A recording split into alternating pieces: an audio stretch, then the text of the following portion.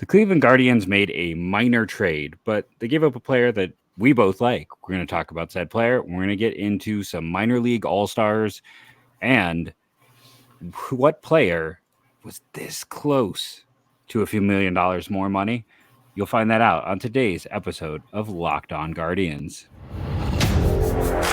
You are Locked On Guardians, your daily podcast on the Cleveland Guardians, part of the Locked On Podcast Network, your team every day.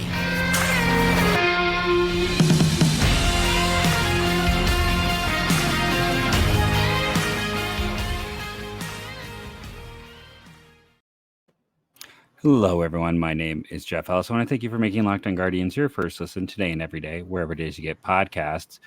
Before I was hosting this show, I was a writer. Currently, I am a podcaster and cat wrangler. And if you see me making weird things, this cat is trying to take over the show today. But scouting 24/7 and many a Cleveland sports blog, I got to deal with this cat. Justin, you tell him all about you. I don't have any cats trying to get on the show. It's just me. I don't know if anybody wants me on the show any more than the cats. So, Guardians Baseball Insider, managing editor, News Herald, Morning Journal, freelance, previously a bunch of Cleveland baseball blogs, Burning River Baseball, Fansided, It's Pronounced Lajoie, all some nice people, some wonderful people that gave me chances to write for whatever reason. I'm so sorry for all of you who had to read all that. So, yeah, you see, this is just going to be, maybe we'll go viral because this cat is being a real jerk face. But, someone's going to wind up with a thumb injury themselves over there. Yeah, this is what's going to happen. I'm going to have to go down to Dayton, where my wife's family's from, so at least I could stay with. I don't know, I mean, is that at least I can stay with my in-laws? Maybe I should watch my phrasing. But Kettering Health Center is actually where my wife is from, the Kettering area. That's where she went to school, and they must have some great thumb specialists to not go to the Cleveland Clinic or an area up here. So they went very specifically to this location, and you know, they repaired the ulnar collateral ligament suffered in June. Everything went as expected. He's slated to resume baseball activity in 6 to 8 weeks. That's what we want to see. Maybe it's not the biggest of news, but it is news, and it is, again, it is nice that we know why he turned human. Why Jose Ramirez was human. Here's actually the question about it is this going to cost him the ability to play in the World Baseball Classic? Because if it does, it stinks for him. He wants to play for the Dominican Republic. I get that. And not saying he shouldn't. I'm just saying, there's a mixed track record of what happens to guys that play out there. There's never any guarantees. And it's more so pitching, I suppose, that quick ramp up. But be curious to see what happens if he ends up playing that or not after this thumb surgery. So just something to keep an eye on.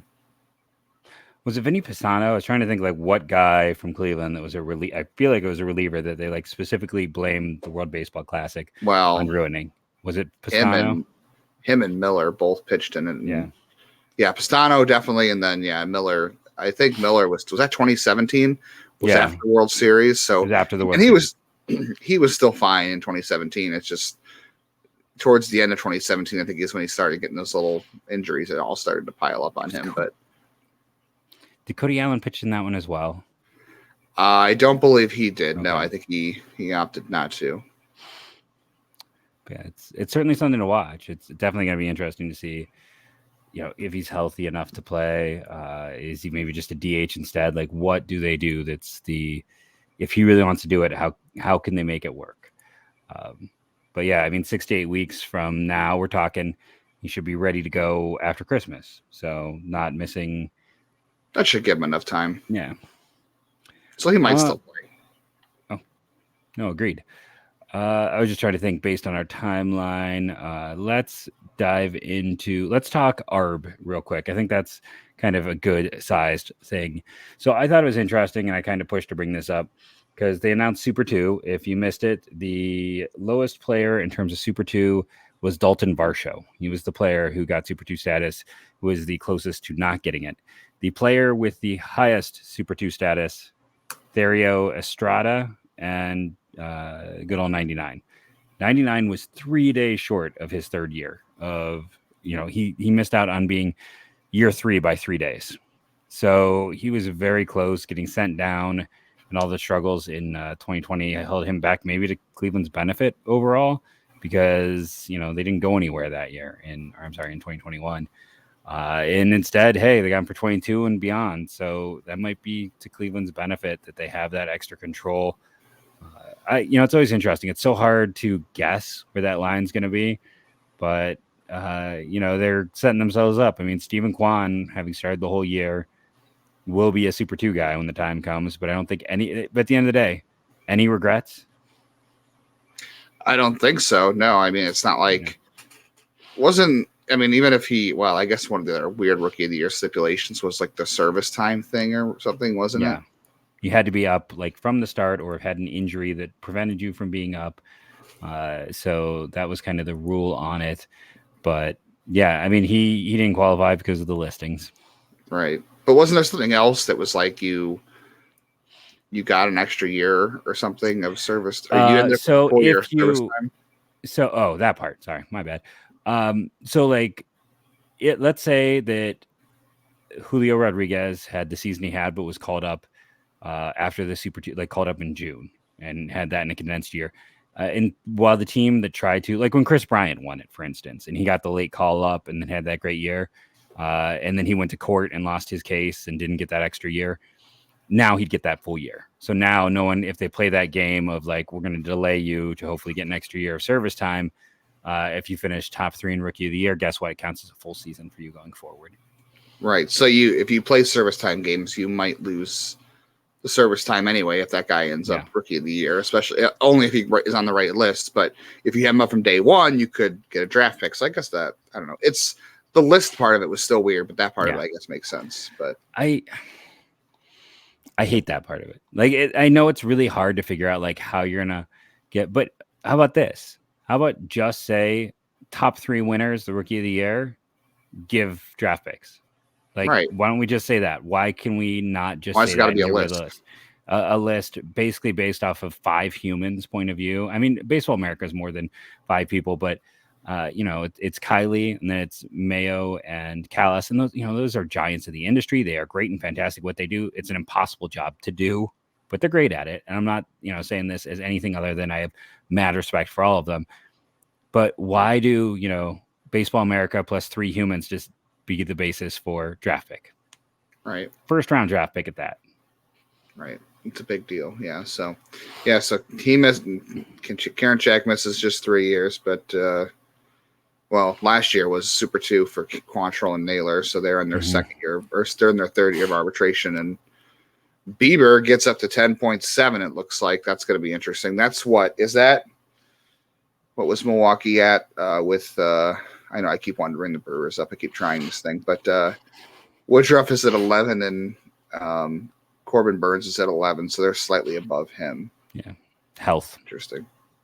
I think it's just that health because he had the half year. The other interesting ones for Cleveland is Savale is a first year, and Plesac is a second year. But it looks like he's projecting to be close to what he had last year. So their whole compromise about that send down was essentially he gets $2 million last year, and then everything else stays the same, is kind of what it looks like.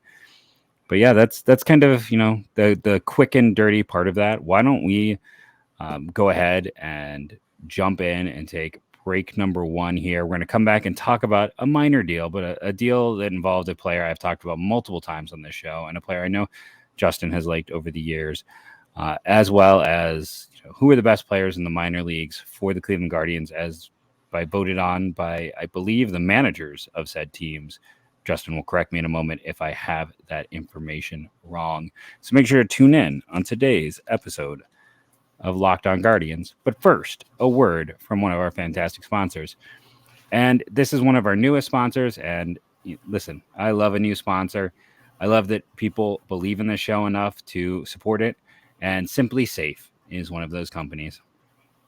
Let's do the holiday one again. I had a student today come to school in full holiday regalia. So let's do that intro. Did you know that over the holidays, property crimes like burglaries and package theft spike nationally?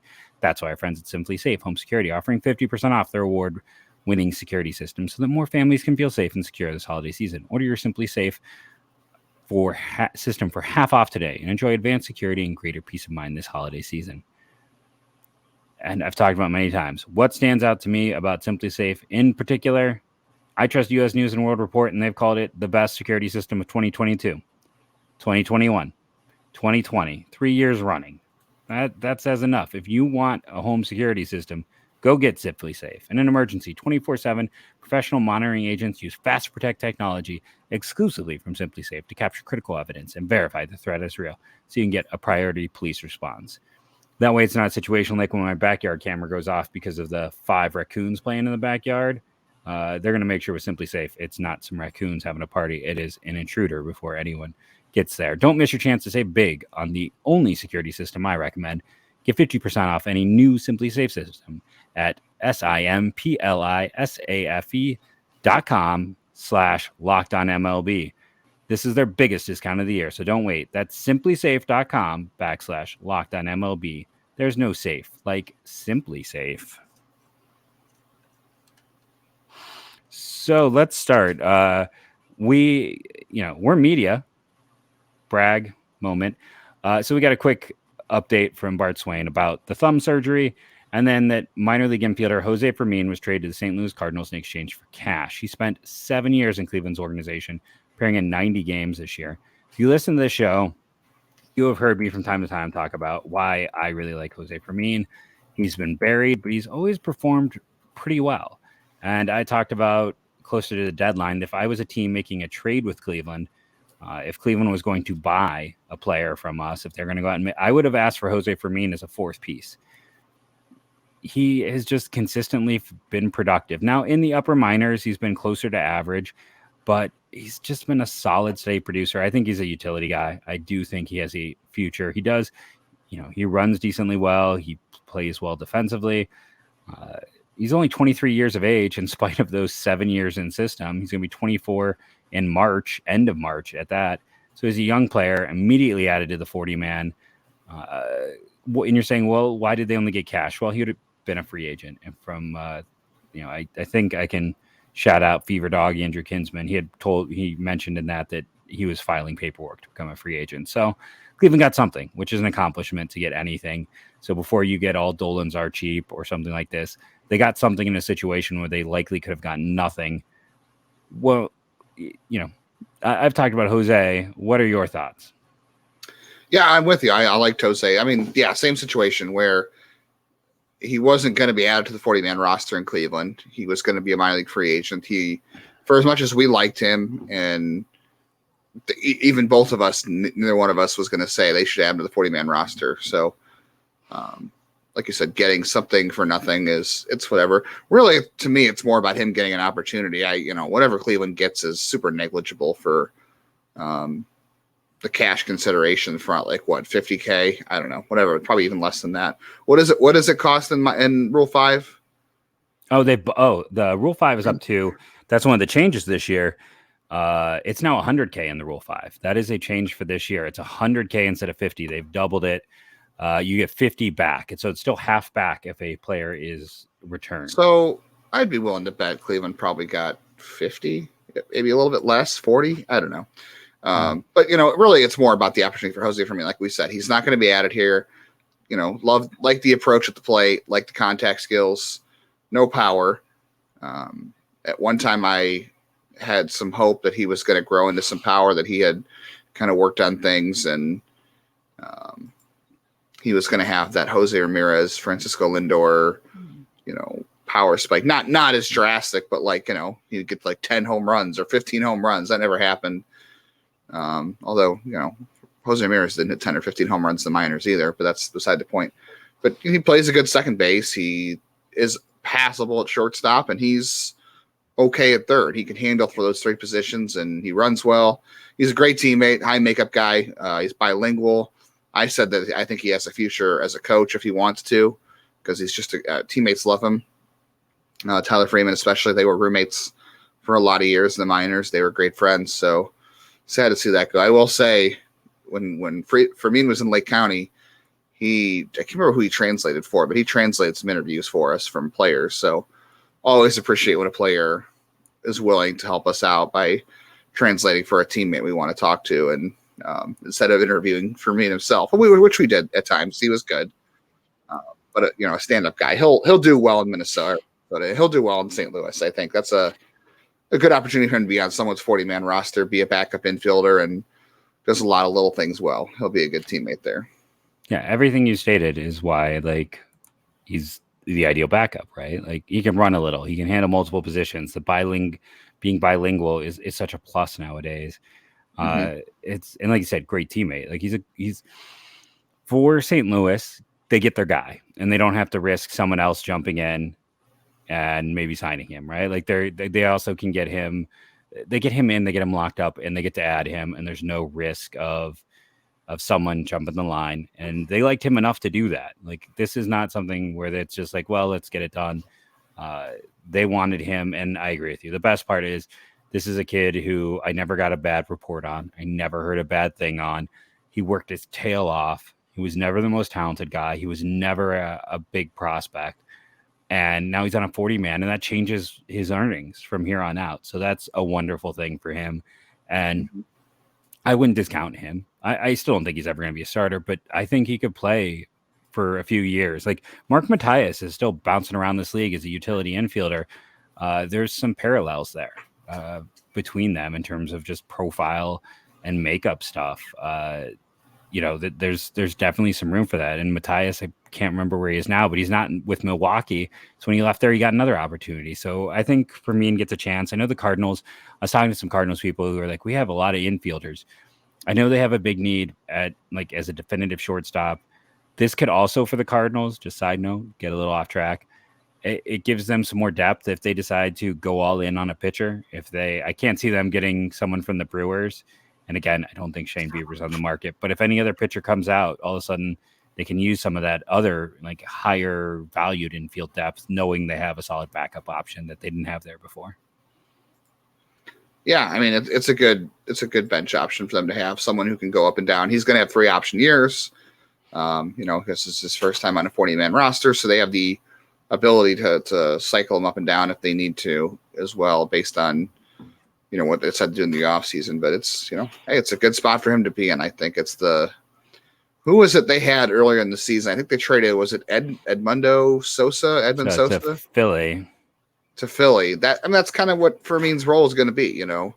Sosa was a defensive replacement at the end of games for Philadelphia at third base. I think he was mostly a defensive replacement for St. Louis while he was there. So I don't know. Fermin kind of could take over that role, I think. And that's every team's got one of those guys, and it's just, he never ended up overtaking guys like Ernie Clement, or I'm trying to think who else. I mean, he wasn't going to overtake Owen Miller because that's a different profile, because you were hoping for more bat from Owen Miller, but he was almost like I don't know. Is it okay to say like a poor man's Ty Freeman? Because, they were roommates. There's, some of that. He kind of compares in some ways with the contact rate and the contact skills, but not the power. The best position probably being second base, but kind of in a pinch. Yeah, I would say, obviously Tyler Freeman's got a better bat. I think that's pretty obvious. But the funny thing about that is, you bring that up, when Freeman was in Lake County, back when it was low A before the pandemic, when they were teammates, he did not walk a lot, and he still doesn't walk a lot, but he didn't walk really a lot at all in short season ball the year before. And I asked him about his approach and hey, how do you balance being the kind of hitter you are and not changing who you are, what makes you good, but also, trying to learn to be more patient at the plate. Maybe I asked him that in Akron. I can't remember when I asked him now, but he credited Jose Fermin. He said he talked to Fermin, and Fermin said, just it's learning about which pitch you can drive and understanding, even if it's a strike, it doesn't mean it's going to be a good one to put in play. And, just because I can put the bat on the ball doesn't mean it's going to be a ball in play. And that's always hard to learn. And obviously he hasn't perfected it, but a lot of guys in Cleveland haven't perfected it. It's one of the things we hounded on this year, but he credited Jose Fermin for that conversation. So just, like I said, I think he has a future as a coach. Next Junior Betances, right? The best hitting coaches are not always the best hitters, because sometimes, Eddie Murray was pretty awful because it was so natural. Guys like Fermin, I'm not, who knows what the future holds, but there is some things there that make you think maybe a hitting coach for a team down. And I'll tell you what, bilinguality is going to become a necessity for coaching in the near future if it isn't already. I think we saw that with the managerial positions. So you can add that being another feature that really helps accentuate his profile. You're sad to see him go, but you're happy for him. And we wanted to give him some time because we both liked him. And I think you said like at one time at IBI, he did crack the top 20, right? Yeah, in 2020, we had him at 17 trying to it was the wrong projection, obviously, and we get plenty of them wrong. This is why we write and we don't work for teams, because we get a lot of this wrong. But it was we had him at 17 buying into any chance that he would add power. I will say on the coaching front before we head into our break, I remember in Lake County too, he also used one of those, what is it, blast metrics, or one of those, that's one of those rings that goes under the barrel, under the knob of the bat. You know what I'm talking about? Yes. And basically it measures your hitting data. It tracks your swing plane and your attack angle and exit velocity and all that stuff. I remember it was on one of his bats, so I had the feeling that he was also one of those guys that was interested in data as well. So, that also speaks to maybe where coaching is going too. And he's a good communicator, obviously. Yeah, I mean, everything's there. And again, tip the cap, say thank you for your time here. You made the organization better just by helping your fellow players and always being a consummate teammate. And I'm hoping he makes it to the big leagues. Like this year, I would love to see him play for the Cardinals. Honestly, with everything he's done, I'd love this to be a bad trade in the future because he's a good dude. So if you're going to have a bad trade occur, let's make it for the guy where like, well, there's no place for him and he's a good dude. So I'm wishing that he is the rare failure for this team. And it's not like, it's not like if he goes on to be a better player that we think in St. Louis, it's going to harm Cleveland. Yes, they wouldn't have gotten much back for him, but at the time, nobody was going to give them more. And he wasn't going to play anyway. It's one of those things where what are you going to do? Take a guy that you weren't sure about and play him over your all-star second baseman or Ahmed Rosario or Jose Ramirez? No, you weren't. So, it's not hurting Cleveland other than the fact that they, just didn't have him when he got good, I guess. Yeah. Nope. And that's why it's the perfect thing, right? Like good dude. And there's no way to predict it. It would just be pure luck. But I think he'll make it as a utility guy. That is my final thought. We're going to take a quick break and we're going to come back and talk about these, all league AAA and AA squads on today's Locked On Guardians. And we are back, not in black, but well, you're in black, so I guess I'm in gray. Is it? Yeah. Got I'm colorblind. some black in my hat. I am not colorblind, but my wife often tells me that I see things incorrectly. So who knows? Getting back on track. AA, AAA All-Star. Which one do you want to start with? Let's start with AAA because I think that was a little bit less surprising, truthfully. Yes. So Major League or Minor League Baseball revealed the end of season awards and all-star teams across their minor leagues. And, in in AAA, Cleveland had 2 players get the award. And we'll give you 5 seconds before we announce them. So you can right now shout at your radio, phone, whatever you're listening on, who these winners are. 1, 2, 3, 4, 5. Okay. So I assume everyone got Bo Naylor because catchers, right? Like there's not a lot of good ones. Again, it is for me crazy how much Naylor and Lavastida flipped from 21 to 22 between those 2 players, but a well-deserved award. What are your thoughts on Naylor? I think it's impressive considering he started the year at AA again, that he made the AAA with enough playing time and didn't, have enough of a bump in terms of getting acclimated. He gets to AAA after having a bumpy 2021, has a good start in AA in 2022, and finally gets promoted to AAA. And instead of maybe taking some time to figure it out, he makes the All-Star team. That's pretty impressive when you make that jump. Because I think that I know some people used to say, AAA and guys can skip AA and go right to the major leagues. It's not much of a jump. I think because of the elimination of one level in the minors and the COVID year especially, but I think there's more of a gap between AAA and the majors now than there used to be, which means I think there's more of a gap between AA and AAA too. So I think there's a big difference, and so there's a lot that he was able to jump right in and be successful, especially after last season. No, agreed. And then the other player, Will Benson. I thought it was a little bit interesting. I kind of expected to see Alex Call on this list as well. I don't know if it's because he's no longer with Cleveland's organization because they had very similar seasons. But Will Benson had, one of the best seasons in minor league baseball, full stop.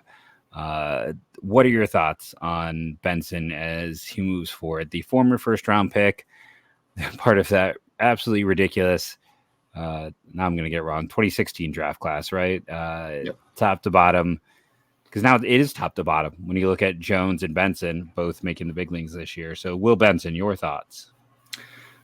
17% cut in his strikeout rate this year. 5% raising in his walk rate. Continues to do what he's done. Every time he gets promoted to a level, he struggles. And then he comes back the next year and he's good. So I guess, we're not going to count the complex league. Lake County, he was really good in 2017. I'm sorry, he was really good in 2017 at Mahoning Valley. 2018 was not so good at Lake County. Comes back 2019, great. Gets a double A in 2021 after the missed season of COVID. Not so, I'm sorry. Oh, he did do good his first year in Akron in 2021. I'm sorry. He was very, he wasn't great. I guess he had 221, but he had 14 homers. But he comes back the next year and gets promoted to AAA. After that, he struggles, comes back this year, keeps with the trend. So the guy just continues to figure it out. And this was his best season as a pro, which is very impressive because it's at AAA. It's the highest level of the minors. I agree. It is, if you're curious, the rest of that outfield was Alec Burleson and Josh Lowe. One more Cleveland tie-in in this, Mark Payton, the DH, former Cleveland draft pick. I believe his junior year at Texas, he was selected, went back for his senior year. So never played with Cleveland, but former Cleveland draft pick on that list.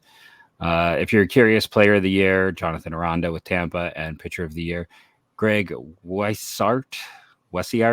I'm surprised the Yankees haven't tried yet. He's already 27 years of age, and they've had their bullpen issues, and he's been dominant there the last 2 years. I guess it's time to talk Double A, right? Do you want to lead us off? Why don't you pick where we go?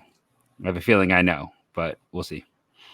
Well, we can start with the obvious one, Tanner Bibee. That was, I guess not so obvious considering he made 13 starts there and he made 12 in Lake County. So another guy that jumped a level mid-season and just continued to gain steam. And I think everyone's probably sick of me talking about Tanner Bibee, maybe not the Bibee family or whoever, but I don't know. I don't really know what else we can say about Tanner Bibee other than what an incredible year and to go from a guy who didn't really appear in anybody's prospect list anywhere for Cleveland, especially us over at GBI, to being a guy who was very clearly the organization's third best pitching prospect and possibly an argument for more. And the guy who will be big league ready probably sometime next season. I just keep repeating myself. I don't know what else to say about the guy. What an incredible story. Let me put it this way. If you came at me tomorrow and said, I'm going to put Tanner Bibee 1 in the system, I wouldn't argue it. I'd be like, okay, I can see that. The more and more I review tape, the more and more I watch things, I feel like those three pitchers at the top are the three pitchers at the top and are the three players at the top. And yeah, Espino has, the ceiling. Man, Bibee, boy, did he take to coaching, have a year, shoot up through the system in a way. I guess Logan Allen was somewhat similar in how quickly he moved, but I don't even think he was this quick. So, yeah. And listen, we all love Gavin Williams, but it's interesting from the point of view that they went Bibee over Williams, right? Mm-hmm. I think Bibee had the better year at Akron. I think if you look at the stats in Lake County, Williams was a little more dominant. But Bibee was more consistent at both levels, so I think that's not. I'm not surprised that that's the way they went with it, to be honest with you. And here's little teaser. We haven't really talked about it, but I'm sorry.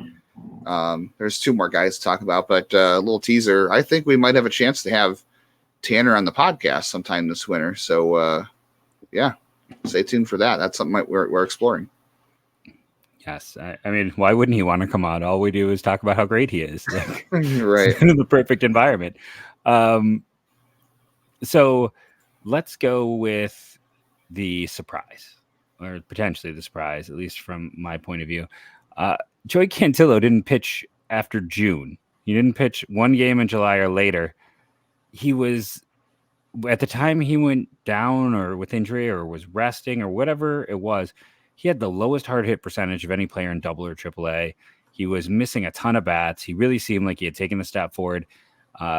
If he had been healthy all year, we might be talking about the greatest thing that didn't happen to Cleveland last offseason was not the trade. It was that there was no Rule 5, so they kept Gonzalez and Cantillo in place. Even better. Team.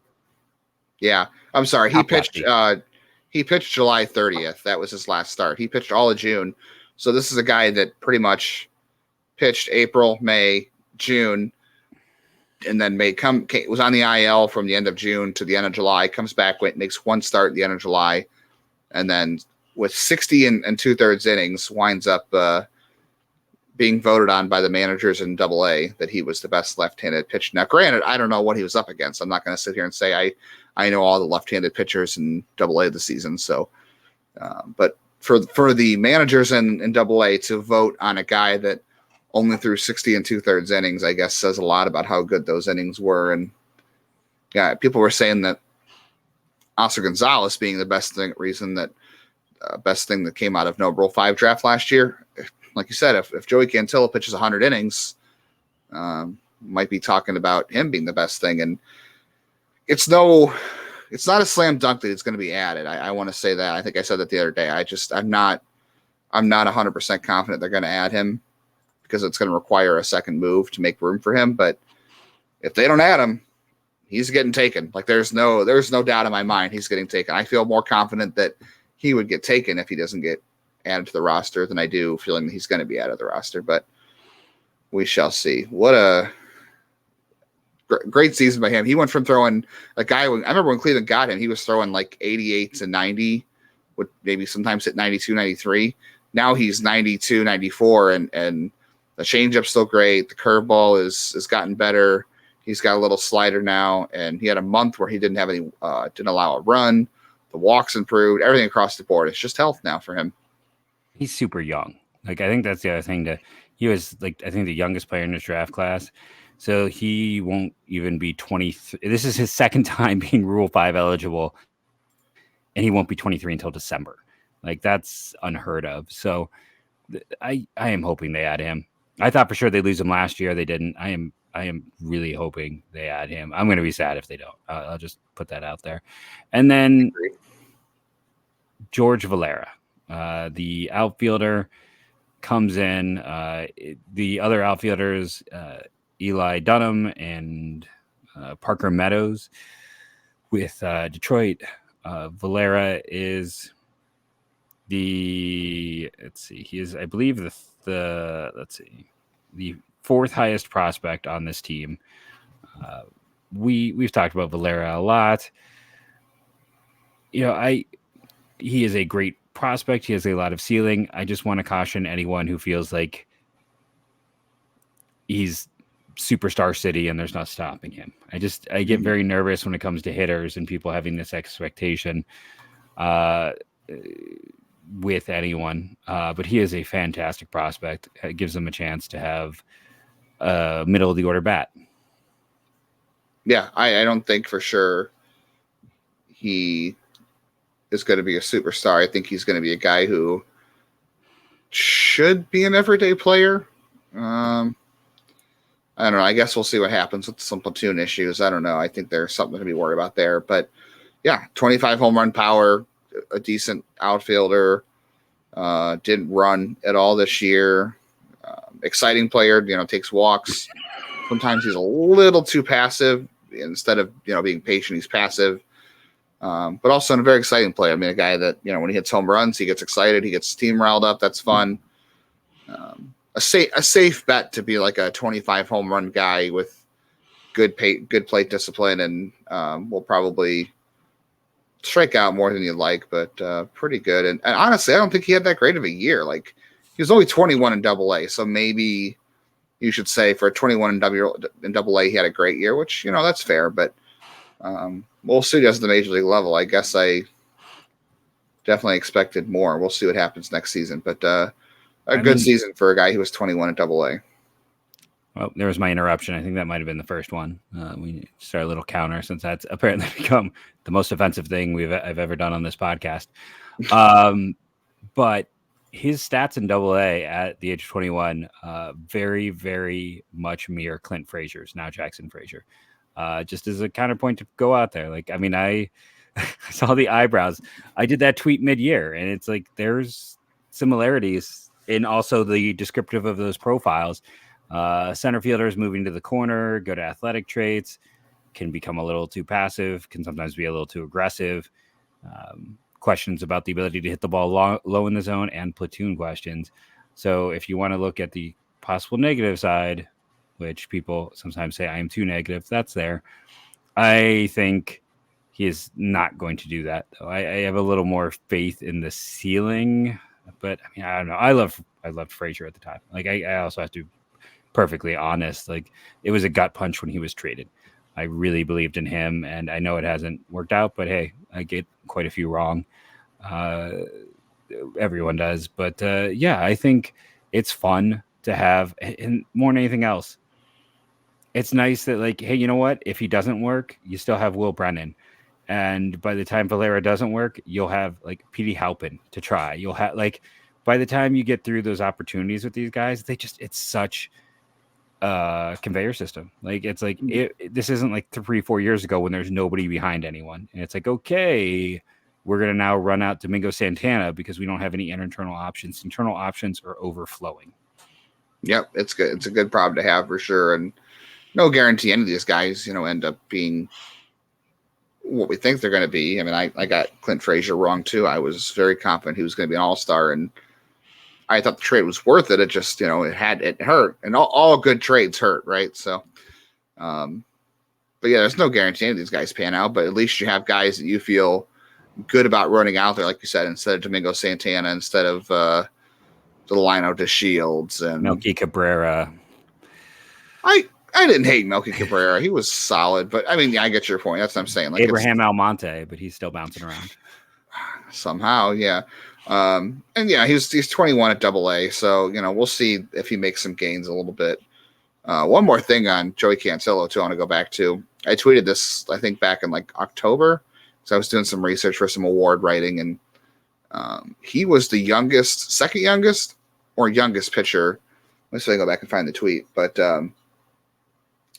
he was either the youngest or the second youngest pitcher in the system to throw at least 50 innings, and he had the lowest ERA out of almost anybody in the system that threw 50 innings as well. And I think he faced like 18 batters all year that were younger than him in Double-A, and they all did very well against him, which tells you when you're a young player in Double-A, you're there for a reason. So.